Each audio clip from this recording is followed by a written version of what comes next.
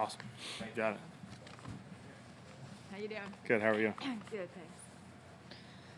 Good morning. Welcome back, everyone. And we are very pleased to welcome defending champion Gary Woodland to the 2020 U.S. Open interview area. Gary is making his 10th career U.S. Open start.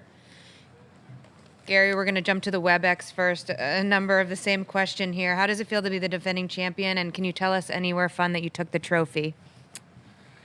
It feels great to be the defending champ, and it was nice to have that trophy. I would say a little longer than normal after one win. Obviously, U.S. Open being postponed, I had it a little extra, couple extra months. But with COVID then there as well, you didn't get to travel too many places. But walking through New York City with that trophy for media day afterwards was pretty cool. Taking it back home, taking it to a couple football games.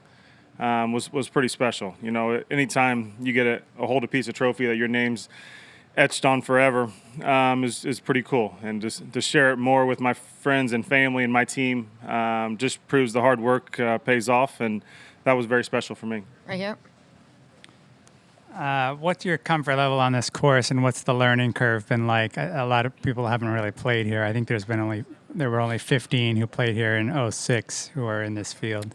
Yeah, the golf course is big. It's hard, but I think that's what you expect when you come to a major championship, and especially at U.S. Open. So I've heard a lot about Winged Foot. Obviously, I've worked with Butch, been around Butch for a long time. His dad was the head pro here. My college coach was the assistant pro here for a long time as well, under Butch's dad. So I've heard a lot about Winged Foot. I came up and played just over a year and a half ago to try to get familiar with it, and then I've been here since Saturday. So I don't know if you have too much to learn. I mean, the golf course is in front of you. There's no tricks to it. You just got to step up and hit good shots. The key this week is you got to drive the golf ball in the fairway.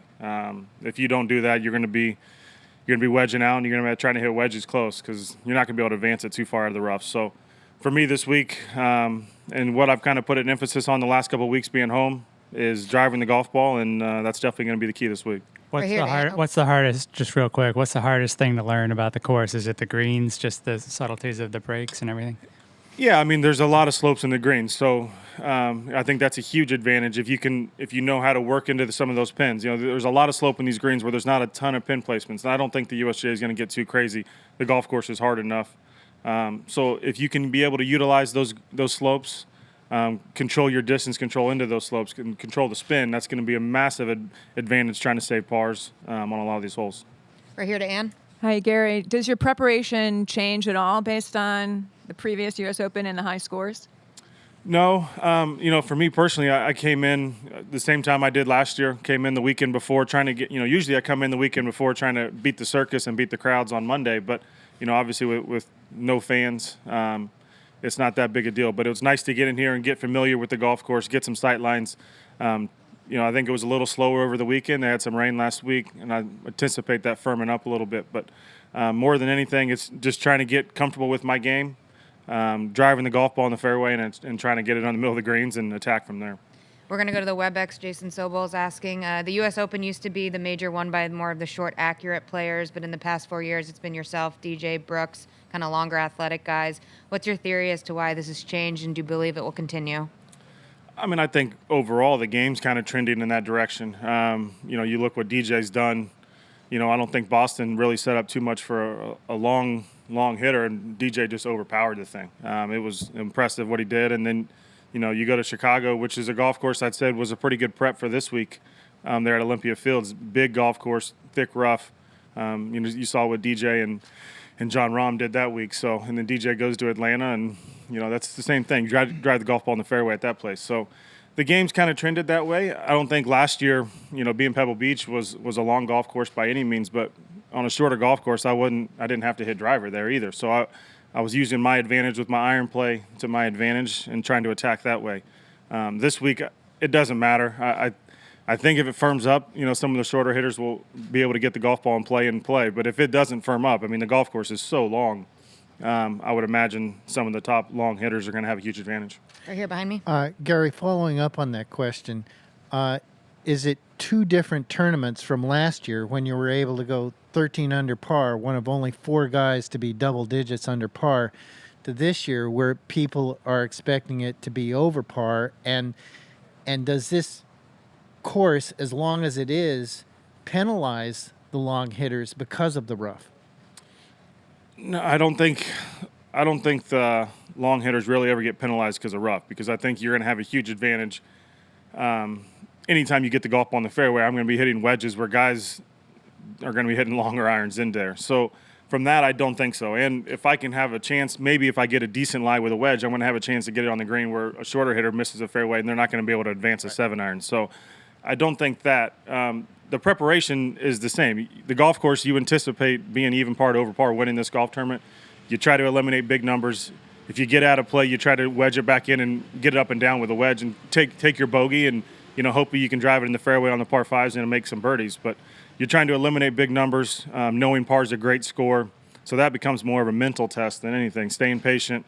Bogeys are going to happen. Nobody's going to go bogey free, I would imagine, around this place. So taking your medicine when you can. And, hopefully you're driving the golf ball and your game's on fire and you're driving the golf ball in fairway and trying to get in the greens and make some fours. Going to go to the WebEx briefly.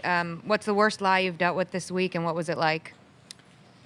I mean, I played on Saturday. I was chipping. My caddy was throwing me balls back to me chipping, and we lost a ball for about 5 minutes. And it was right in front of me. We didn't find it until we stepped on it. So the golf ball can disappear pretty quickly. I was talking to the USA. I was glad they were bringing marshals out yesterday.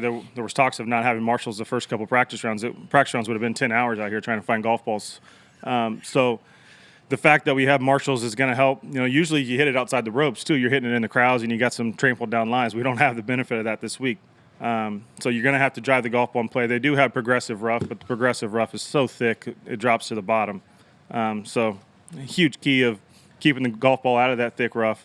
And then when you do get in it, take your medicine, get it wedged out, and attack from the middle fairway. Right here. Gary, quick question about Tiger, who's going to be speaking right after you. You played with him last time he won at Zozo. I was just wondering, what did you see that day at Zozo, that week at Zozo, that maybe he's not quite been there since then? I mean, that week at Zozo, his distance control was what it's always been, the best in the game.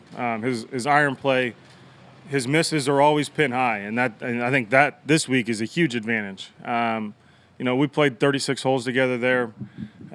I guess we went without fans one day there as well with the weather, but his game there was sharp, top to bottom. Made the putts when he had to. Never really got in trouble. Kind of kept it in play, and it was impressive. I anticipate him doing pretty well this week. We kind of have the same deal. He's never won a major. He's never won a U.S. Open on a private golf course. So hopefully I can be the first one to beat him to that and talk a little bit to him about that. He's won. I was giving him a hard time and only winning 2, and he reminded me he's won 3, but they were all at public golf courses. So this place is brutal, but distance control is going to be a massive deal with the slopes in these greens, and there's nobody better at that than him. Back to the WebEx. The U.S. Open has a reputation of being a demanding test. How do you embrace a challenge like that? You enjoy it. You look forward to it. It's not every week we see this. I think a lot of guys will be looking forward to getting back to some typical setups in the next couple of weeks and making a lot of birdies. But, you look forward to the challenge. This isn't the norm, but you want to prove that whoever has the best game this week's going to win. That's not every week that the best player wins. This week, top to bottom, whoever's playing the best is going to win this golf tournament. And you want that to be yourself, and that's what you work for. That's what you strive for. So, hopefully my game's in a good spot, and I can go out there and prove that that's me. All the way on the left. Hey, Gary, yesterday you played with your fellow Jayhawk, Ryan Vermeer. Yeah. He's a pretty decorated career there. Yeah. What's it like to have another Jayhawk in the field? Doesn't happen all the time, and what sets his game? It's awesome. Verm definitely, he's probably the best college player to ever play at Kansas, career-wise. And, he's played, I think, 4, maybe the last 5 PGA championships, so we played a lot of practice rounds together. When I was in school, he turned professional. He was still living in town, so I played with him a bunch back in the day. So it's great to have a former Jayhawk out here talking a little, about, how our football team's struggling, and hopefully our basketball team's great again. So his game is great. I think for him it's believing he can play out here. He's obviously dominated the PGA section stuff, player of the year a year ago. So his game's good enough. It's just him believing that, not trying to do too much, not trying to, be something that he's not. Keep the golf ball in play and use his iron play and his short game to his advantage. Right here to Rex. GW, how long have you been working with Justin, and how does he say things a little bit differently than someone else? Yeah, Justin and I, that's been a big change for me. I've obviously struggled really since we've been back from COVID, and that was a big change for me because I work better. You look back when I've had success, I work better getting my work done off-site. before the golf tournament. So when I get here, I can prepare. And with Pete being overseas, and with COVID and the travel restrictions, I just didn't get that. And I went a long time without. I don't think I'd seen. Maybe Phil Kenyon came over in February. I hadn't seen one of my coaches in an off week since then. So I was practicing hard, but just probably practicing the wrong things. And then when you show up at a golf tournament, it's hard to work with a coach because you're trying to get ready for a golf course. That's just not me. So bringing Justin in was a huge relief. He speaks like Butch. He worked around Butch for 9 years. Butch is still in communication. I still talk to Butch a lot. So I'm hearing a lot of the things I heard from Butch. Justin came to my house last week. We got some work in, which was the first time we've worked outside of a golf course or a golf tournament.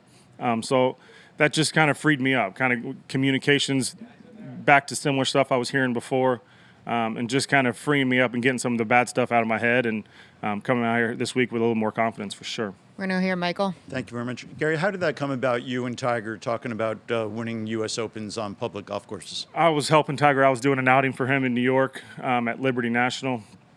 He was wearing the green jacket. At the dinner, I had the trophy with me, giving him a hard time that his name was only on there twice, and he reminded me quickly that it's on there 3 times. But anytime you can spend time with him and try to pick his brain, I was able to do that. Before the President's Cup, spending time with him, working out, training, practicing. There's nobody's better mind to pick than his, so that was pretty cool. Does the atmosphere feel any different when you come to a Wingfoot versus a Pebble Beach or a true public course like Torrey? I think for me, more than anything, without fans the last couple of months, it's been, when I haven't played great, it's tough sometimes to get energy and get things moving. Coming back here, being defending champ, I have a lot of energy, a lot of good emotion, I think, that I've kind of struggled with the last couple of months, so I'm excited to be back here. Obviously, Pebble Beach is an iconic golf course. Anytime you can win a U.S. Open, if you dream about it, you might dream about winning at Pebble because we go there on a regular basis. So that was special for me last year. But this week, I think I'm excited that being defending champ, I have some emotion, I have some energy, and hopefully I can ride that. Right behind me. Gary, the risk reward out here is huge. And when you're game planning, how much are you factoring that in, meaning driver versus 3-wood versus something else? And at what point do you have to maybe throw some of that away and just go with whatever? A ton. I played, DJ and I played yesterday, and there's just a lot of holes. We were hitting driver and 2-iron on the same holes that are 500 yards because it doesn't matter if you're not in the fairway. You're probably better off with a 4-iron from the middle of the fairway than you are a 7-iron from the rough because you're not going to be able to advance that 7-iron to the green. So anytime, whatever works for you to get the golf ball in play is going to be a huge advantage. And if it does firm up like you anticipate, 2-irons and 3-woods are going to get out there plenty far.